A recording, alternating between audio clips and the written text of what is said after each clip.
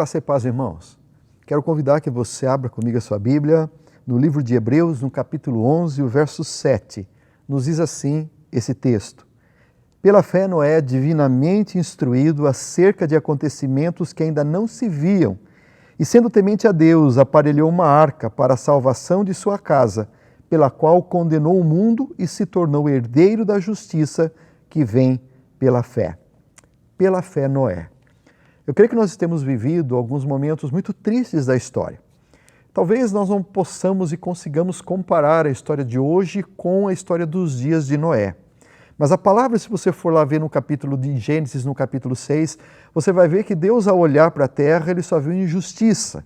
E ele viu o mundo se deteriorando completamente. E diz a palavra que o Senhor bateu os olhos e ele encontrou um homem que era justo. E essa pessoa foi Noé. Eu creio que, diante de tudo aquilo que Deus requer da nossa vida, algo que não pode faltar em nós é o que se chama justiça. O Senhor, quando Ele bate os olhos sobre a face da terra, conquanto que a gente não viva como se vivia nos dias de Noé, talvez seja até pior, mas tem uma coisa que não muda no Senhor, é que quando Ele olha para as nossas vidas, Ele vai procurar alguém que tenha o coração tal qual o coração de Noé. Uma pessoa justa, uma pessoa íntegra. E por que eu digo isso? Eu digo isso porque o Senhor deseja que eu e você façamos diferença no tempo em que vivemos hoje.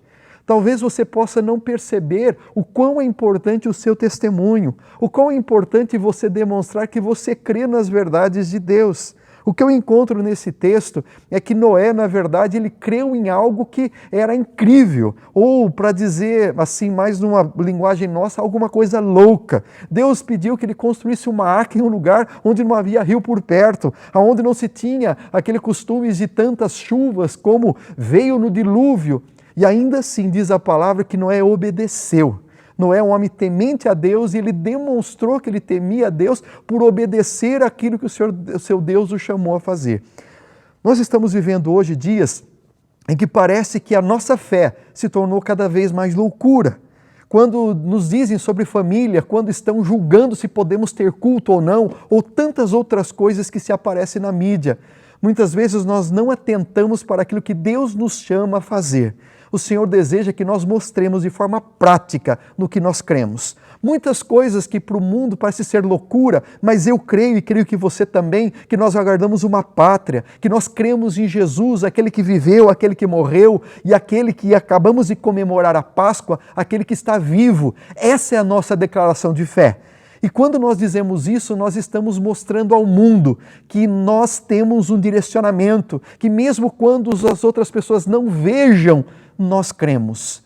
Diante de uma geração que talvez tenha fé em tantas coisas absurdas ou em pessoas que você não pode imaginar que alguém possa confiar, nós temos que entender que nós temos que colocar a nossa confiança e demonstrar que nós confiamos em Deus. Não simplesmente no sentido de declarar-se cristãos, mas que vivem como cristãos. Eu não sei o que você tem feito da sua vida. Nós estamos agora em um impasse quanto à abertura de igrejas. Mas eu quero te dizer uma coisa, assim, que talvez não seja o caso de você que tem comorbidades, que você que tenha problemas e temos que tomar cuidado, você que não tem saído de casa para nada, mas muitas vezes nós não atentamos para demonstrar o que é importante para nós. E uma coisa que eu vejo aqui na vida de Noé, a Bíblia não fala se quando Noé recebeu essa comissão de Deus, se os filhos e a família entenderam. Eu sei que quando Maria teve aquela revelação da questão de Jesus, José ficou desesperado até que o anjo disse a ele o que queria acontecer, então ele entendeu.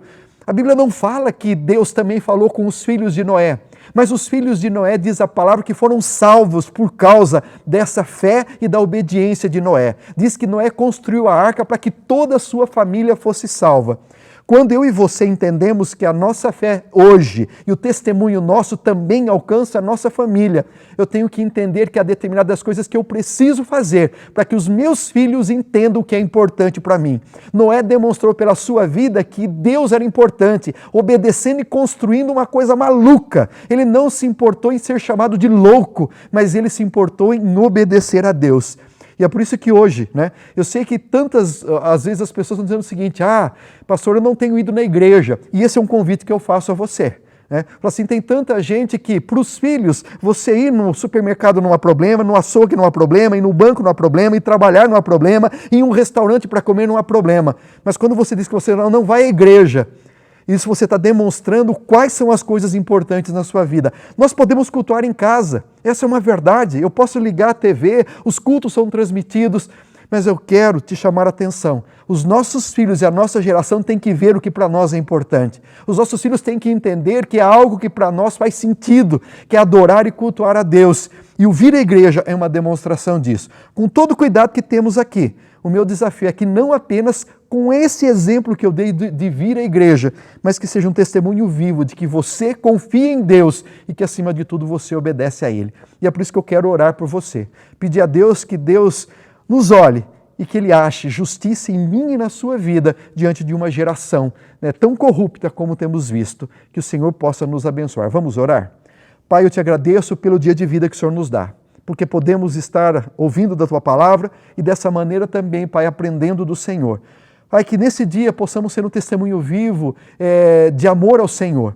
Que a nossa obediência a Ti possa ser a nossa verdadeira marca, diante não apenas do mundo, mas especialmente da nossa família. Que possam ver que nós Te amamos e que isso os leve também a querer e a desejar Te servir cada dia mais. Pai amado, eu quero pedir que o Senhor abençoe os Teus servos para um dia de bênção. Em o nome de Jesus. Amém. Meu querido, que Deus te abençoe e até a próxima, se assim o Senhor nos permitir.